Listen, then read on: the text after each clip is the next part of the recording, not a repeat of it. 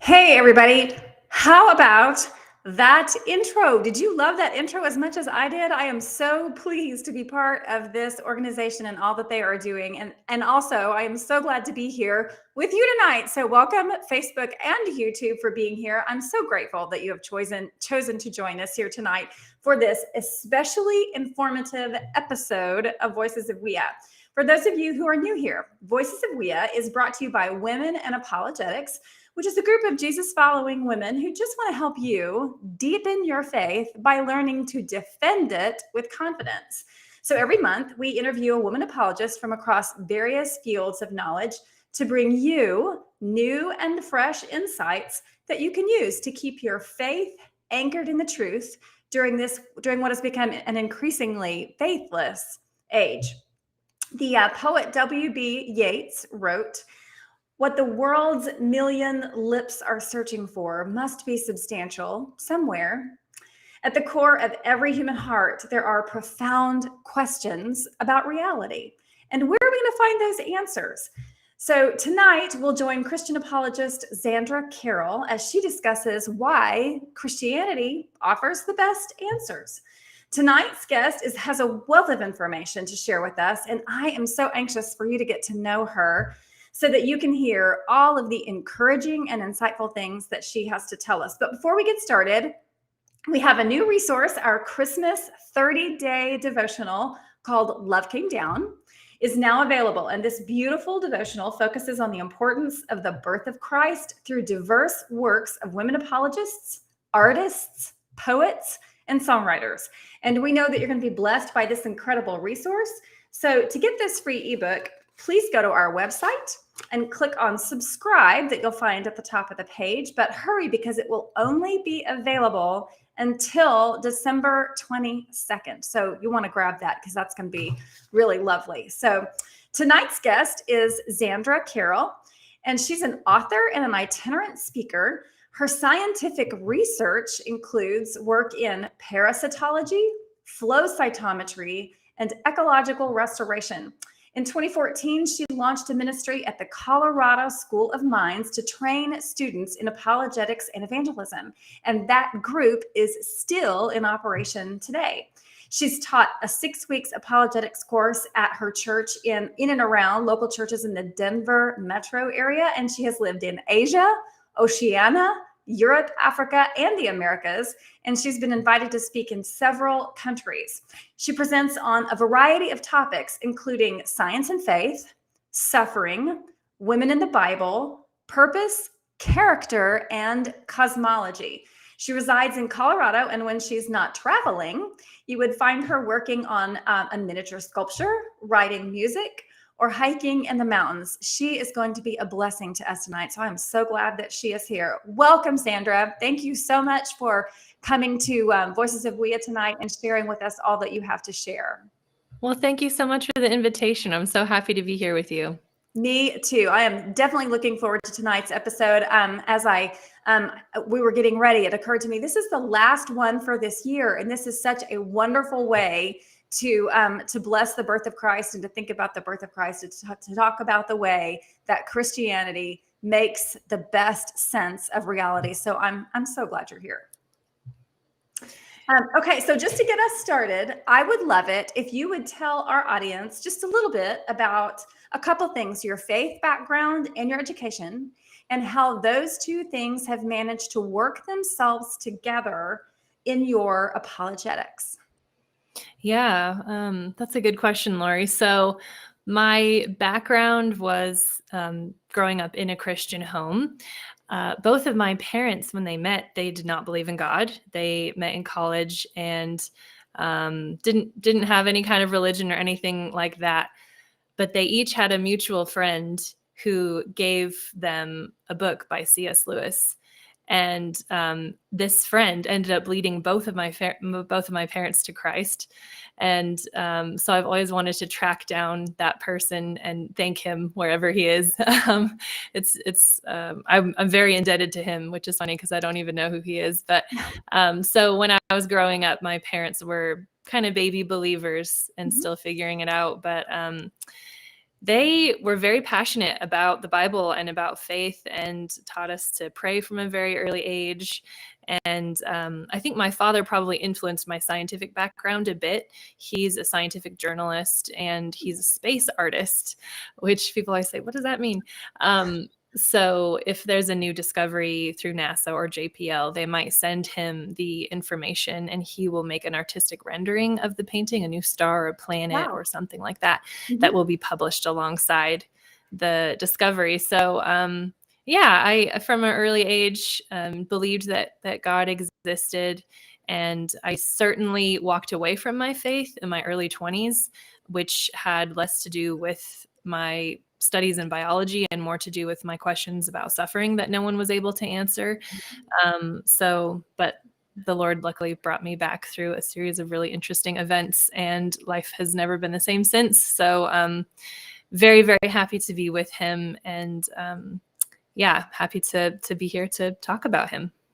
Yeah, well, that's a great story. I love hearing the details of that story, and I love hearing that God brought you all the way back to himself. And I actually love that you mentioned that it wasn't necessarily studying biology or science that potentially drove a wedge between you and your faith temporarily, because that really kind of walks us right to the next question, which is that science and faith, typically speaking, if you just grabbed somebody off the street and asked them if you could believe in science and faith, if they both cohered together, if they work together, they would say no. So it's pretty well commonly accepted that science and faith are adversaries, they're opposites, and they don't belong together. But you don't necessarily think that is true. And so I was wondering if you would explain how studying things like biology would actually point toward God as opposed to pointing away from him. Yeah, I mean, that's a great point. There's so many people who just won't put them together because they think they can't possibly fit. I had really interesting conversations with people in the laboratory when I was doing research in the blood lab. Wait, you're a Christian, but you're a scientist? Like, how can you do both? So it's certainly a common belief that you can't have both together. But as I've continued in my biological research, one thing that I've become convinced of is that nature is not neutral. It's not neutral. It's a strong indicator that points towards something else. And I believe what that thing that it points to is the creator. I even remember one time I was cramming for an exam, and I was studying diatoms. I'm not sure if you know what those are, Lori. They're little tiny microscopic, just beautiful, stunning. Look them up. Google them after this if you want to be amazed by his creation. But I was up really late studying these diatoms, and I had this feeling in my heart that I realized was the same sensation I had when I was worshiping God in church on a Sunday morning. Oh, wow. And I realized that I was worshiping him by studying his creation. And that was a new experience for me. And that's, I think, where I started to put the pieces together that actually they feed into each other. Nature is a sanctuary of sorts where we come to worship God. John Calvin called it the Theatrum Gloriae, which means the theater of glory. It's like a theater by which God showcases, his handiwork, his craftsmanship. So it's no wonder that we read so many Psalms about nature praising God just by way of its existence, right? You're probably familiar with the trees clap their hands. Yeah. The mountains and hills burst out in song before the Lord. So that's kind of, I think, where it started. And then it really pivoted and deepened for me as I continued in my master's research. So I was studying passerines. Passerines are just any small songbird that perches in a tree and sings a pretty song. That's a passerine, but that's what I studied in New Zealand. And these little birds are marvels of engineering. Just if you were to take one of their feathers, their flight feathers, so a feather from the wing, and look at it very carefully, you would see that all the components of this feather have to be there in sync, in tandem, to work together in order for this animal to obtain flight. And that's what Michael Behe calls irreducible complexity, which perhaps you're familiar with. So this all just continued with me as I studied, thinking, wow, this nature absolutely points to something out there, some greater mind, which was not only magnificent and had a taste for beauty and engineering, but also there's a component of love there, I think, that can be discovered. And so those are the things that I think point specifically to the Christian God as the creator. Oh, that's a great point, actually. And I loved how you tied that all together, because a lot of people will say, I've heard people talk about design in the universe, design in body structures. And of course, we have arguments now that tell us that, and evidence that body plans have to be intact in the beginning. They have to be developed in the beginning in order for a life form to be able to develop. And so, but I love that you didn't limit your observation to just the math, just the hard evidence, but that all of that together, because it is so intricate and marvelous, that makes it something worthy of glory and awe and wonder, and tying that into worship and to an element of love. Because certainly, I think this is what you're getting at, and you're welcome to correct me if I'm wrong, but for God to make this world with an eye toward beauty and delight, that is evidence that he is a loving God, because he could have made it bland. He could have made it bland Exactly. and plain. He's not done that. Yeah. Okay. That's a great point. That's wonderful. You never hear scientists or people from a scientific background. Typically, you don't hear, not never, but you typically don't hear them invoke such a direct connection to the evidence of God. So I love that testimony on your behalf. Okay. So I think then, I think it's safe to say that science is a really good tool. It tells us essentially, it gives us information about what God has actually done, but can it really explain everything? Because that is the contention, right? That's what we hear so much, is that we can't know anything unless science tells us, because science is the ultimate and only dictator, or source or authority of that which is real. So do you think that's true? Can science really explain everything? No, I don't think it can explain everything. But I like that you bring up that philosophy, Lori. So there's actually a name for that, which is called scientism. And scientism is the view that science can explain everything. And if there's something that can't be explained by science, you can just throw it away because it has no merit, basically. But that's a bit of well, in philosophy, we call it a reductio ad absurdum argument, which means it's an argument that when you apply it to itself, it negates itself. So if I were to say to you, every sentence beginning with the word every is false. Okay, so you're laughing because you get it. Because if you apply it to itself, then you know that it's false. So it can't possibly be true. And scientism is that. It does the same logical fallacy, because it says, well, if science can't explain it, it can't be true. But science can't explain that philosophical statement. So by its own rules, you have to throw it out. But I really appreciate that you said that science is a great tool. And I really hope that no one tuning in right now and no one listening to me hears me as saying that science is bad, because it's not. Science is good. Science is a gift from God, and we should be really grateful for it. There's an ancient Latin saying, Deus scientiarum dominus, which means God is Lord of the sciences. So it's this idea that it's his realm. And so while I know it's kind of trendy sometimes for Christians to bash science, and I'm really glad that you're not doing that here, but I've heard many other people who've interviewed me who have just really bashed science. But I would recommend against that, because I think the Lord created it and gave it to us as a gift. So yes, as you say, science can teach us a lot about the world. But on the other hand, again, we have to be balanced about this. There are many ways of knowing and finding truth. My faith is what allows me to be a better thinker in the sciences. And my scientific practice has bolstered my faith in God, because it teaches me more about his mind. It teaches me more about how he thinks. So the example that I always bring up is a rainbow.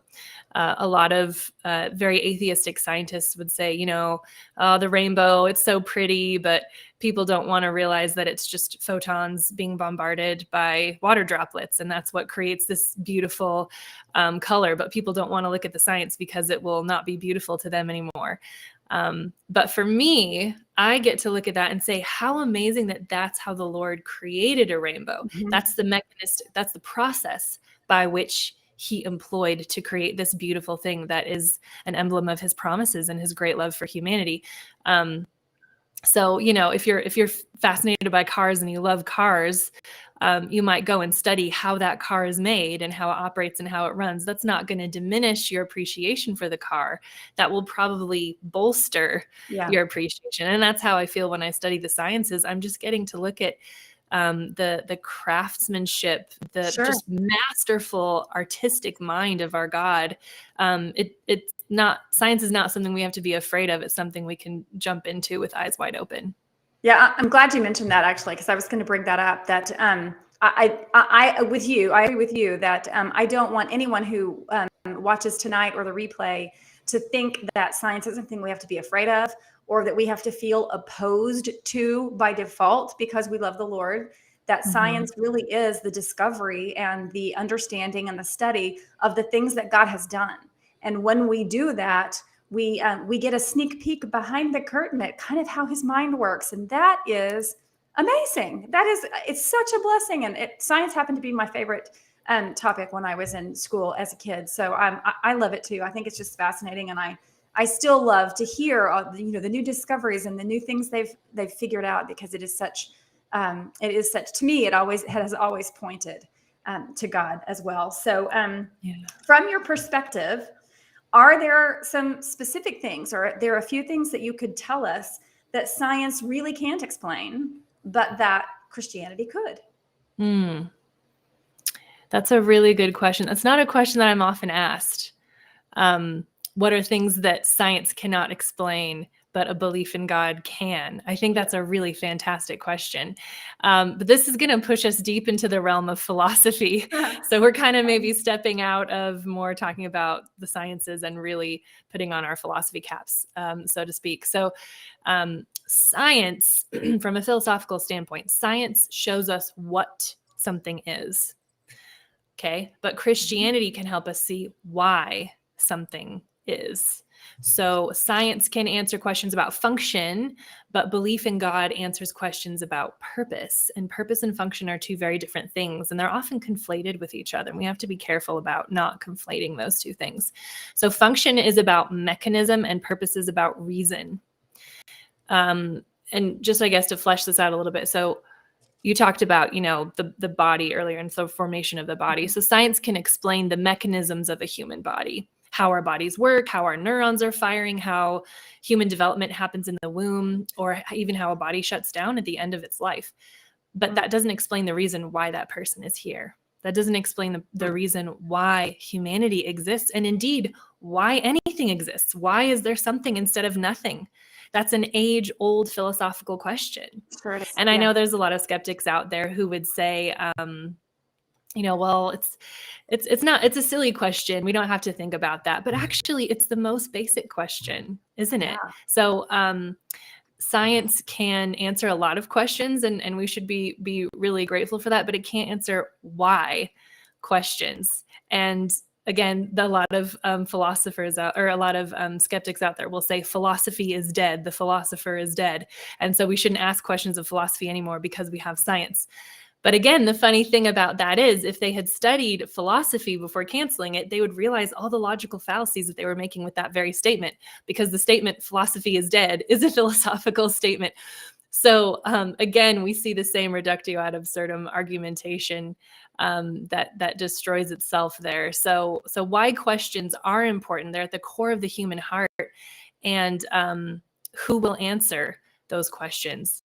Thanks be to God, who he did not have to give us an answer, but he chose to reveal himself to us. This is where we're coming back to Advent, coming back to thinking about Jesus, the fact that he came here to show us the answer, that he is the answer embodied. That's why the Apostle John called him the Logos, right? The word made flesh. And I love that that was the Women in Apologetics conference theme this last year. I thought that was fantastic. And so we know that we serve a God who wants to reveal himself. Mhm. And I think about Daniel standing before King Nebuchadnezzar. And after he gave Nebuchadnezzar the interpretation of his dream, he said, "This God is the one who reveals deep and hidden things. He knows what lies in darkness, and light dwells with him." So the God that we serve is a God who wants to bring truth to light, and he does it because of love. He doesn't want us to live in the dark. And I think the human question of purpose, the human question of origin and meaning is one that brings us back to God. And it is not a question that should be silenced, even though sometimes it's scary to ask those questions. So yeah, I guess I should probably stop there because I could go on forever, but obviously get really excited about the fact that God has revealed himself to us in reality. But yeah. Yeah, absolutely. And I love the way that you wrapped that up, is that that is something that each one of us wrestles with sooner or later in typically fairly large fashion. We want to know why we're here. Almost everyone. I don't know that I know anyone who doesn't have that sense that they want to do something, they want to accomplish something good with their lives. And that is definitely not a question that science can speak to. That is certainly not something that we can put in a test tube and determine why we're here and the purpose for why we're here and why we have that sensation to begin with, why we have that drive. So I think that's a really important, powerful point for each of us, is that all by itself is something that science can't reach, but that Christianity can speak to. And that when Christianity speaks, it does not speak in conflict and contradiction to what science tells us. So I love that.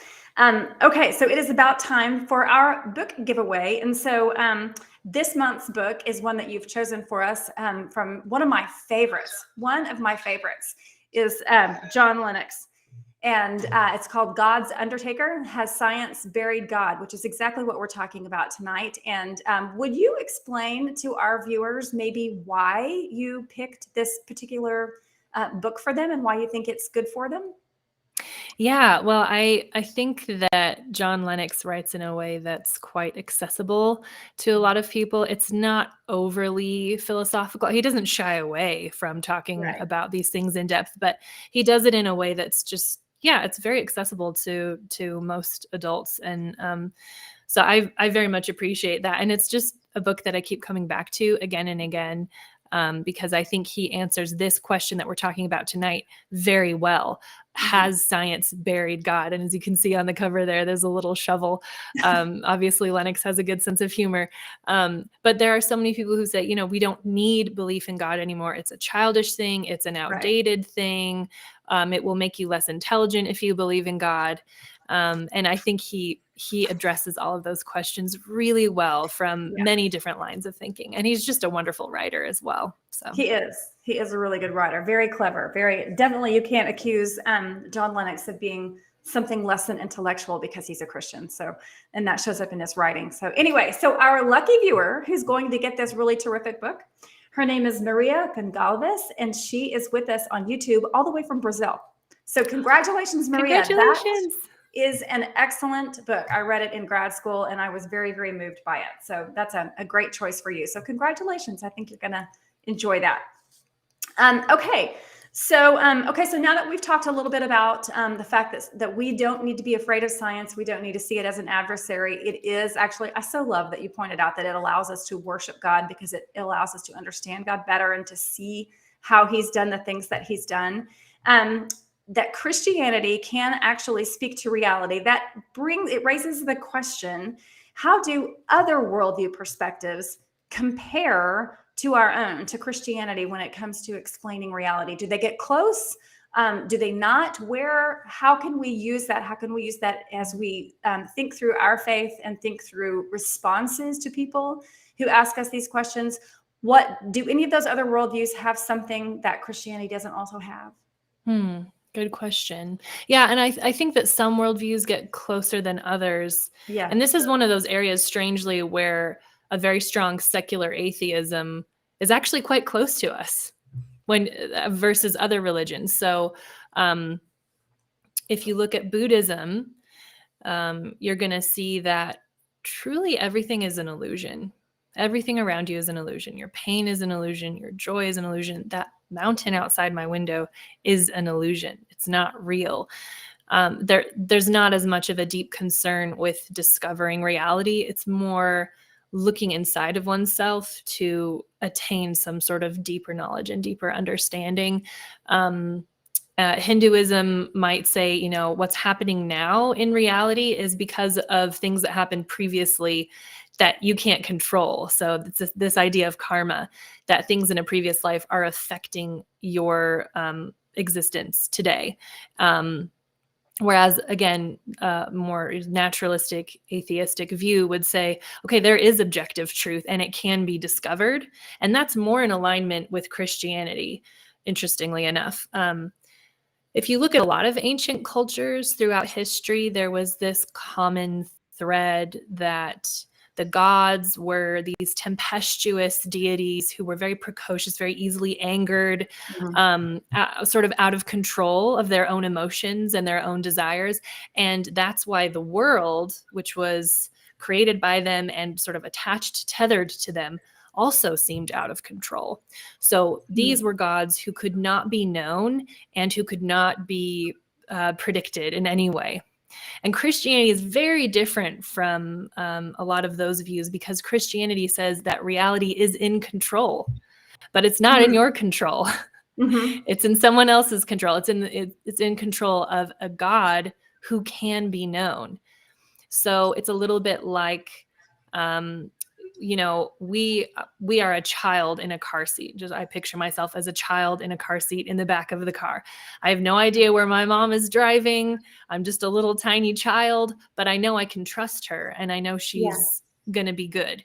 And that's Christianity's view of God, is that we don't have all the answers for every single thing. We don't know what's going to happen in the future, but we're riding in the car, so to speak, where the driver is a parent, a father who loves us and has our best interests in mind. So yes, there's a level of chaos and disorder to reality. I hope that I'm making that clear. But the difference is that we serve a God who has both a moral and a sovereign will. So God's moral will is for everyone to be saved. But not everyone is saved. Some people don't choose him. Some people choose something else. That's an example of his moral will. And then there's his sovereign will, which means he's going to do what he's going to do and nothing is going to be able to stop him. Right. When we read through the book of Revelation and we know how he's going to restore the earth, he's going to restore each and every one of us. That's a promise that we can take to the bank because that's his sovereign will. So all of this boils down to the fact that Christianity offers not only an answer for existence, an answer for why these things exist and why we have reality at all, but it also offers an open door for questions. Because God can be known. So he invites us to know him. So it's not a blind faith religion like so many of those other religions. And it's not an overly dogmatic one-way street like secular atheism either. I really do think where it stands in the middle is offers the best chance for us to understand reality. Yeah, I agree with that. Obviously, I agree with that as well. I know that I didn't know much about worldviews before I started studying apologetics, and as I studied it, I didn't realize how quickly other worldviews will descend or dissolve or deteriorate into meaninglessness or illusion. And Christianity gives us something that's quite durable, very durable, because of course it comes from an eternal God, and you really can't get more durable than eternity. And so, I appreciate that you've articulated that point so well for us, that we can be certain that our Christianity is something that we can really count on, and that as we have the conversations with other people and from other worldviews, if we will just take the time to study a little, we can see that Christianity offers something that the other worldviews don't. And that's quite a bridge usually to the other person when they realize that Christianity tells a more complete story. So that's something I think a lot of Christians aren't aware of.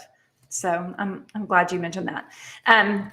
Okay, so we live at a time when people are very ready to believe that each of us can create our own reality, typically just by thinking it or speaking it or believing it into existence.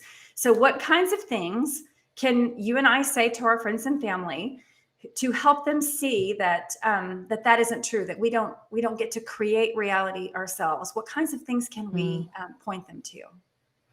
Yeah. Well, I think before I answer that specific question, I might backtrack and do a touch of philosophy, if I may, again. Sure. So the question that I think we're really asking is, do we make truth by what we observe, or do we observe the truth that's already there? Understanding that difference, I think, will really help us in our conversation with our friends. So Immanuel Kant did a really good job of delineating the difference between those two things in what he called the noumenal and the phenomenal. So the noumenal is basically philosophy jargon for the world that's out there, like the world that is, the world that exists. And then the phenomenal is the world as we perceive it, the world as we experience it, if that makes sense. So it's a little bit different because my experience is subjective. My experience might be more how I see the real. But the real is the real, whether or not anybody knows it's there. That's the noumenal. So his idea is that the phenomenal is not complete reality, but we can use the phenomenal to access or understand the noumenal. But if you stay on the phenomenal, everything becomes relative and you lose truth. And you see that happening a lot today, don't you? Sure. So I like what you said earlier about, having a solid foundation. If you build your view on the phenomenal only, you build your house on sand. But if you understand the noumenal, or you're seeking the noumenal, you're seeking truth, that's the rock. The steady rock. And so we like to have this idea a lot of times in our current Western moment of our unique personal truth, right? Yeah. You hear that a lot. But objective truth, even though it's universal, is deeply personal. And I need people to hear this because a lot of people don't think about this. The most personal truth of all is the person who embodied truth, the person of Jesus Christ, who said, I am the truth. And that's ultimately someone that we're trying to point people towards. Soren Kierkegaard wrote about this beautifully in his autobiography, which I just read. It's right here on my shelf. There's a passage there where he explains, actually, can I read like two lines out of this? Yeah, sure. Okay, cool. Because I'm not going to do it justice if I just spitball it. So he wrote this when he was a really young man, and he was trying to figure out what he was supposed to do with his life. I think we've all been there. Some of us are still there. I might be one of them. He said, what matters is to find my purpose, to see what it really is that God wills that I should do. The crucial thing is to find a truth that is truth for me, to find the idea for which I am willing to live and die. Of what use would it be for me to discover so-called objective truth and to work through the philosophical systems unless they are meaningful? To be able to explain a specific point if it had no deeper meaning for me and for my life, truth must come alive in me. And this is what I now recognize is the most important of all. This is what my soul thirsts for, as the African deserts thirst for water. This is what is lacking. And this is why I am like a man who has collected furniture, rented an apartment, but as yet has not found the beloved to share life's ups and downs with him. So Kierkegaard is so personal about this objective truth. He's almost comparing it to a wife. He's almost comparing it as finding that person he's going to live with. So objective truth is universal, but it's not a cage. It's not something that I think a lot of times in society today, people think objective truth is something that's going to confine them. Yes, Don't put labels on me kind of a thing. But actually, it's an open door to freedom. Because you learn the rules to sail the boat. You learn the facts, you learn the truths about sailing. That gives you the freedom to get in a ship and go wherever you want. So I think we as thinkers who are trying to be faithful in an age of information overload have to navigate this sea of ideas very carefully with the tools that God has given us. Because in Christianity, the truth is not just spoken, it's lived. It's not a way of thinking, it's a lifestyle. And that's why Christians are called believers, right? And that's why all of our creeds begin with, I believe. So God wants us to be truth seekers and truth speakers, to receive his truth, take it into ourselves, and in return, only then can we turn out and put it into action. And that's where we can speak to our friends in a way that calls them back to the truth, back to the solid ground. And that's, I think, a good starting point in making a difference in a culture that's really bent towards relativism, is to say, actually, you're putting yourself into more of a cage by that. If what you're seeking is freedom, the truth will set you free. Objective truth is a good thing, and it's a personal thing. Yeah, absolutely. I don't know that I've ever heard someone say that particular statement, that objective truth is personal, because that's really quite profound. Typically, in our Christian circles, when we talk about truth, we will reference John 14:6, where Jesus says, "I'm the way, the truth, and the life." But I have found John 18:37 is quite powerful, where Jesus is talking to Pilate. And they're having this conversation, and at some point, I think it's pretty sure it's verse 37. He says, "This is why I came to testify to the truth. Everyone on the side of truth listens to my voice." And so, by saying that truth is personal, that's really, I love that you said that, because that really does make the point of contact. That when we listen to Jesus, when we commit ourselves to Jesus, we are making his truth our truth. We're making it personal inside us. And I hadn't really thought about that until you mentioned that particular phrase. So I love that. I hadn't thought about that at all. And to be fair, Kierkegaard really helped me out with that. So that's not my. Even so, the fact that you thought to bring it up in this particular discussion is really insightful, because I think you're right. I think I hear people all the time. I mean, lots of people, and celebrities included, whose names I won't drop, will say something like, the most important thing is your truth, right? Your truth, because they're trying to take truth and make it personal to them, not realizing that it already is, that Jesus is as personal as you can get. When we unite with him at a personal level, we unite with the truth. So that's really interesting. I've never heard anybody talk about that before. So that's great. Okay. So what are the most important conversations that we can have with our kids today, as we talk about our Western culture and the moment that we live in, to raise them to stay faithful to Christ amid all of the cultural chaos that we are living in? Yeah, I think I hope that no one out there feels guilty for wanting to almost hide their kids away at this cultural moment, because things out there are crazy, and our children are going to face things that we never had to face at that young age. Yes. But we have to operate in faith, remembering that our kids don't actually belong to us. They belong to someone else. They belong to their Father God. Now we get to parent them and steward them for a time, but ultimately they need to be able to stand on their own two legs and walk in faith, walk in their own faith. And I think a lot of this will just start with us by proxy. I think our kids learn from us proximally quite often. And so when we ourselves learn how to listen to a good argument, exercise critical thinking, and ask those questions, even asking questions of our own viewpoints, which is really hard and scary, I think that will encourage our children to do the same. As Bonhoeffer said, when God calls a man, he bids him come and die. And I know that sounds a bit morbid, but what he meant when he said that is every single one of us will stand before the throne of God and answer and give an account for our own lives.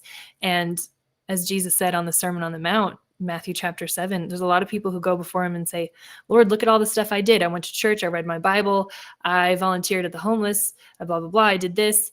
And Jesus said, what? I never knew you.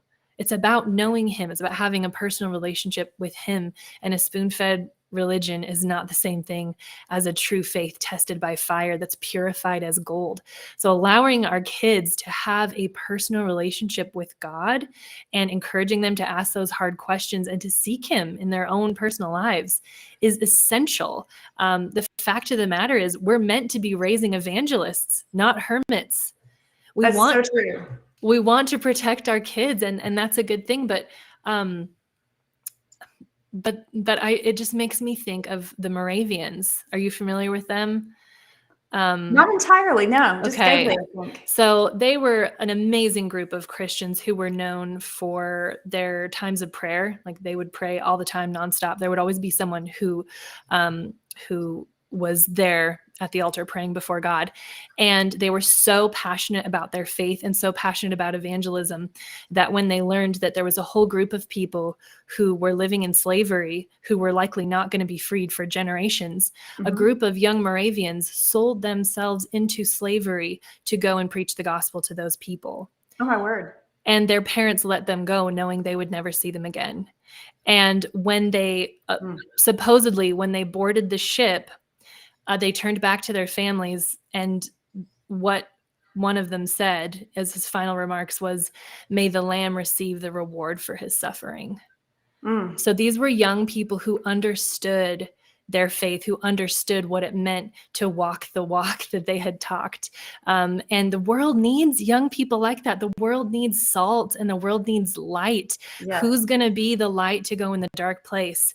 Who's going to be the salt that goes out where society is rancid and rotting and falling apart? Who's going to be the preservative in a culture? We can't be lights if we're constantly staying in light places. The light goes out into the darkness, right? Right. So I think one thing that we can do with our kids is just encourage them to do that. My fiance came to faith when he was a little kid, and the person who shared the gospel with him was a little girl in his class. Aww. He wasn't even a teenager yet. So I'm really impacted by that story because I believe that kids make great evangelists. So let your child explore and ask those questions and grow their own faith. Yes, they're going to have hard times. Yes, they're going to be tested by fire, but ultimately they serve a good father, the same father that we serve, and we can trust him with our kids. So I hope that answered your question. Okay. Yeah, that was a great answer. It really was. Okay. Okay. I think that is all the prepared questions that we have, but we do have, if it's okay with you, we do have a few questions coming in from the audience. Great. So love questions. Okay, great. We'll just field those then. Okay, so the first one is about science and faith.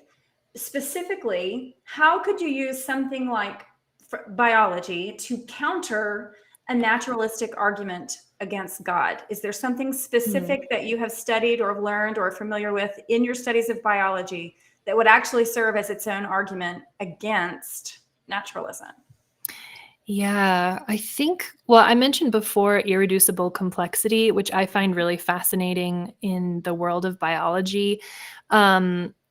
Just the structure of DNA is just amazing as well. But again, sometimes people will look at that and say, well, you know, if you give something enough time, it will, it'll sort itself out and work the kinks out. That's a response that I get oftentimes in biology.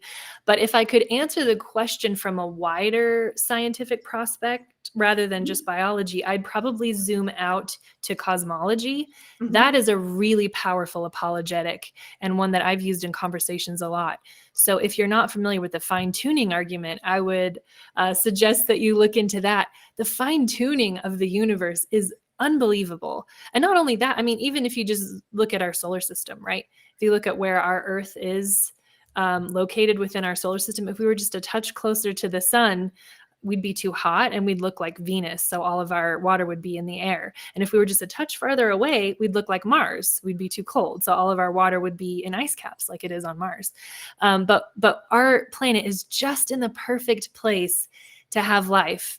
And then you look at where Jupiter is so that it can pull all the big, nasty, bad stuff that's going towards us and protect us so that we can have an atmosphere. I mean, if you look at a lot of other systems like that the Kepler mission discovered, you see that bigger planets are in the middle and smaller planets are on the outside. But our solar system is upside down and we're not really sure why. But if you combine all of these little bits of data, just from a purely mathematical perspective, trying to explain the probability that life exists in this universe is a preposterous number.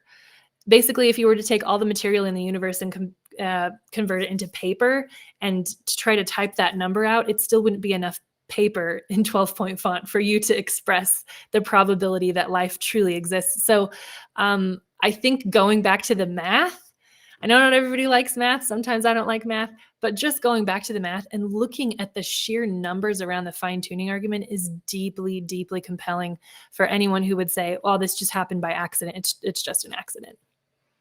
Yeah. Yeah. I've not heard that fun fact before about the paper. I love that. That's such a good visual to remember, that we'd run out of paper before you ran out of digits. Yeah, I like that. exactly. That's good. Okay. So the second question would be, is there a way to connect science to belief in God such that that would counter, it would serve as a response to the idea that belief in God is just a biological survival method? Yes. Okay. This is good. So I've heard this a lot. Interestingly, Darwin had a really difficult time with altruism. He was really bothered by altruistic behavior. Why would something give itself up for something else? And I would just say, let's apply that to Christianity. Let's look at the history of Christendom. Has Christianity benefited people through the lens of survival of the fittest? I don't think so. There was a famous theologian who said that Christianity progresses on the blood of her martyrs, basically. Like the martyrs are the seeds of the church. So it's actually the fact that Christians were the ones who were willing to lay their lives down and die for others that propelled the religion forward. If it's a genetic thing, it's the worst genetic development ever in the history of the human genome. Yeah. You look at the Black Plague. Who were the ones who stayed behind in those villages that had been evacuated? Christians. It was the Christians who were willing to die, who were the ones taking in orphans off the streets in ancient Rome. It was the Christians who were willing to eat less so that these poor children would be able to have a meal and have a roof over their heads. So it is not self-serving. It's the least self-serving religion that the world has ever seen. It's the least anthropocentric religion the world has seen. It's the least me-centered, human-centered. So I don't think that adds up genetically speaking. Great question, though. Really good question.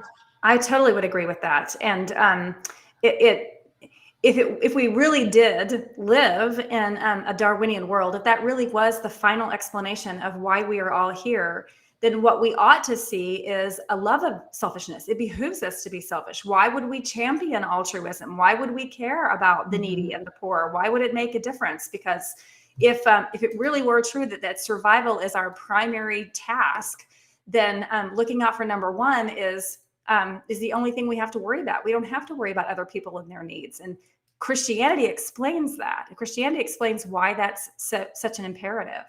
And Darwinian evolution doesn't do that. So great answer, really. The last question we have so far, I don't think we have another one yet, is based on morality. The idea that that naturalists would attempt to ground morality in the idea of evading pain or empathy towards one another's pain. And we can do whatever, we can define our own morality as long as it doesn't cause someone pain, that's fair game to call that morality. Do you have an idea of how we could respond to that? Yeah, I mean, I've read a bit about that in terms of mirror neurons and things like that. But so the argument, I think what I'm hearing in the question is that the argument is anything can be defined as moral if it doesn't cause pain to another human being. Is that right? I think so, yes. All right. I wanted to be sure I was hearing the question properly. Well, how do you define pain? If it's physical pain, that's one thing. But when you truly love someone and when you truly have someone's good in mind, you're going to do things that hurt that person. Case in point, parenthood.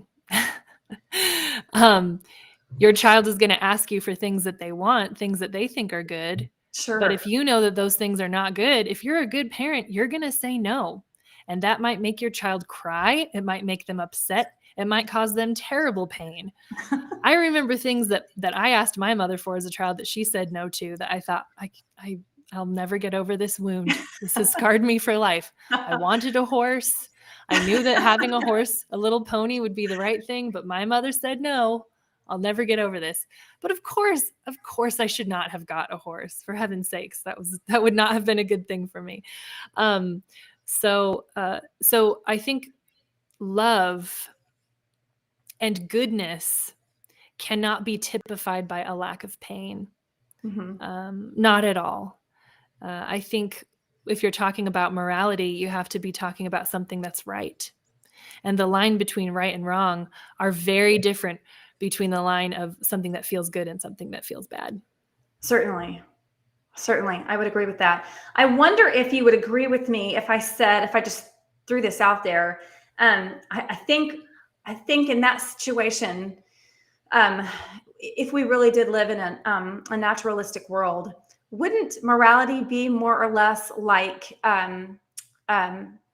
It would be individual, and in the same way that DNA informs our appetites and our personalities, it would then form our sense of morality, and it would be highly individual, which would make it essentially just a preference. Morality would be nothing but a preference or a taste, in which case it could be anything, right? It could be anything that our DNA drove us. And therefore, if it's not anything in particular, then morality doesn't really exist. It sort of ceases to exist as some sort of a standard or a definitive line. Is that the same idea? Yeah, I see what you're saying there, Laura. I think that's a good point. And I know some people would say, oh, well, because if you look at different cultures, they have different moral practices. So let's take, for example, respect and veneration of the dead. Here in the United States, if a loved one dies, they might be dressed in their Sunday best, dressed in beautiful clothes, and then we might look at the body, have a service, put a cover on the body and lower the body into the ground and cover it with earth and have a gravestone. That's how we honor the dead here. If you go to other cultures, perhaps an Amazonian culture, their tradition is to cannibalize the dead. So they consume the body of their loved one as a way of keeping that loved one close to them. And we would look at that from our culture and say, that's horrific. That's terrible. So I think some people would look at the difference between those two cultural things and say, well, see, that's proof that morality is subjective because one culture does it this way and one culture does it that way. But from my view, I say that's actually proof in a universal morality. That's actually proof of the objective morality, because we all have this sense, this innate sense inside of us that this person was loved and that they need to be honored at the time of their death. And we might have different cultural ways of going about honoring that person, but we all have an understanding that humans have intrinsic value and that they are worth dignity and respect. So that's maybe just to kind of touch on what you said just now, Lori. Okay. Well, thank you. That was a really great addition to the discussion there, to just kind of have surprised you with. So it has been such a pleasure talking with you tonight. Thank you for your time and for your insight and for all of your experiences that you have shared. And I know I've seen a couple of comments come through so far that everyone who's watched has been so grateful that they tuned in, and you've been a blessing to us. And I'm thankful for that you were here with us tonight to have this very important discussion at a very timely discussion as well. Thank you so much. And I can't wait to download your Advent booklet. I'm really excited to read that. And also I apologize for not turning on more lights. The sun just decided to go down over here. So I'm here in the dark. So sorry about that. That's totally fine. So thank you, Xandra, for being with us this evening. I know everybody really enjoyed hearing from you. And so as we kind of wrap up tonight, I want to let you guys know that we are trying to end the year strong and if you would make a donation, it would really help us with Women Apologetics, because every dollar that you donate goes straight to our ministry to support all the things that we do, the books, the conferences, the webcasts, all of that sort of stuff. It has an immediate impact on the crucial work of sharing the truth of the gospel to those who are desperately in need of it around the world. In fact, you can help your donations go further and our work go further by becoming a key partner, which is committing to a recurring monthly gift of about $30 a month. That helps us so much, and it gives key partners the opportunity to have exclusive apologetics infographics every quarterly and an annual gift from Women in Apologetics. So just to let you know where we are, our budget is approximately $128,000, and it is our goal to try to meet the first 6 months of expenses for next year. And we're not quite there yet. We're only at about 13 and a half. And so if those of you who are watching would be so willing to make a monthly recurring donation, a committed donation to us, we would need about 187 people, and that would help us stay on track to make all of our goals, to meet all of our financial goals for next year, because I'm sure you can see that we live in such an interesting time, and the Women in Apologetics and the work that we do plays such an important role, not only in just sharing the gospel, but really equipping all of us as women who are boots on the ground or stilettos on the ground.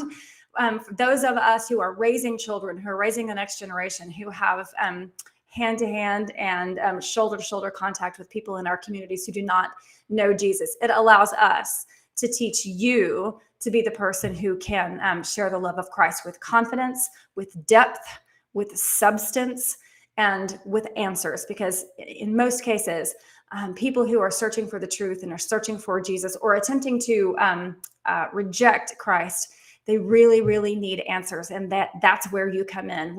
They can't always find us in order to ask the questions, but they can find you because they're close to you. And so we would really pray and ask and hope for your support financially over the next year in 2023, so that we can keep all sorts of programming and shows and podcasts and blog posts coming to you to keep you equipped to share the love of Christ with the people in your life and the people that matter most. So please think about that and pray about that. And we hope that you join us in those efforts in the coming months. So that is all we have for you tonight. I loved this conversation tonight. I'm sure that you did too.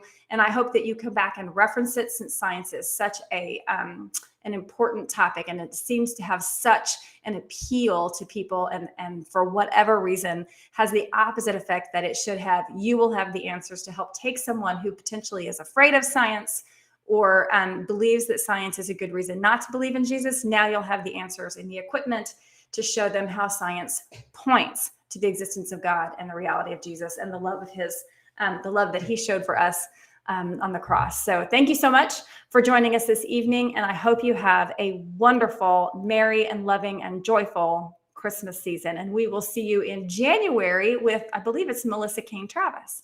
So thanks so much, you guys, for joining us this evening, and we will see you soon. Bye-bye.